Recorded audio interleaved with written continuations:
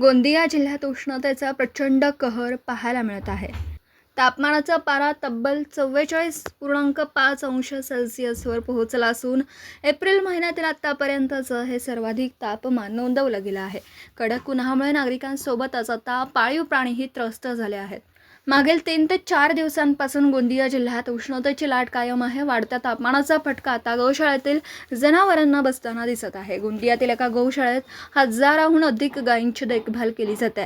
या भीषण उष्णतेमुळे त्यांना दिलासा मिळावा यासाठी गौशाळा प्रशासनाने विशेष उपाययोजना केल्या आहेत। जनावरांसाठी शेडमध्ये पंख्याची व्यवस्था करण्यात आली आहे। तसेच उन्हापासून बचाव करण्यासाठी हिरवे मॅट लावण्यात आले आहेत। याशिवाय दिवसातून 2 वेळा जनावरांना पाण्याने अंघोळ घातली जात आहे। प्राण्यांच्या आरोग्यावर लक्ष ठेवण्यासाठी डॉक्टरांचीही नियुक्ती करण्यात आली असून कोणतीही समस्या उद्भवल्यास तात्काळ उपचार केले जात आहेत। गोंदियात सध्या उष्णतेपासून कोणतीही दिलासा मिळण्याची चिन्ह दिसत नाही आहेत। त्यामुळे नागरिकांसोबतच पाळीव प्राण्यांची काळजी घेणंही तितकेच महत्त्वाचे झाले आहे। गोंदियाहून प्रतिनिधी अमरदीप बडगे। क्या उपाय योजना? वंदे गौ मातरम।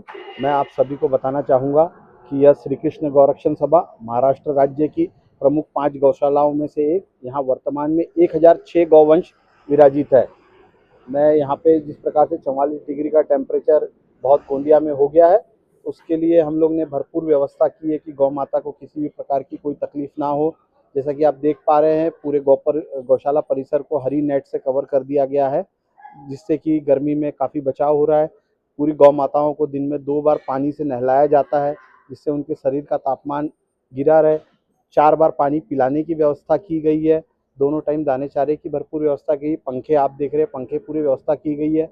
आपको बताना चाहूँगा, जिस प्रकार से एयरपोर्ट पे इंडस्ट्रियल फ़ैन रहते हैं, उसी प्रकार से पंजाब से हम उन्होंने इंडस्ट्रियल डेयरी फ़ैन बुलाए हैं, जो कि यहाँ पे अभी लगा दिए जाएंगे।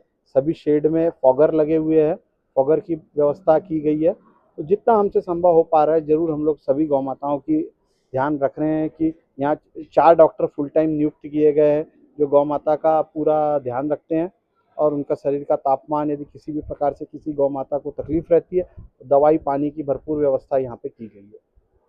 योजना काय केली आहे? जसं लोकांना त्रास होत आहे, मानवी लोकांना तसंच जनावरांनाही या उष्णतेचा खूप त्रास आहे आणि त्यासाठी आमच्या श्रीकृष्ण गौरक्षण सभेनं खूप चांगली व्यवस्था केलेली आहे। आम्ही दिवसातून 4-5 वेळेस प्रत्येक जनावरांना पाणी, स्वच्छ आणि ताजं पाणी पाजतो आणि दिवसातून 2 वेळेस त्यांची अंघोळ करतो आणि चारा पाण्याची चांगली व्यवस्था आहे आमच्याकडे। आम्ही सतत त्यांच्यावर निगा ठेवून आहोत।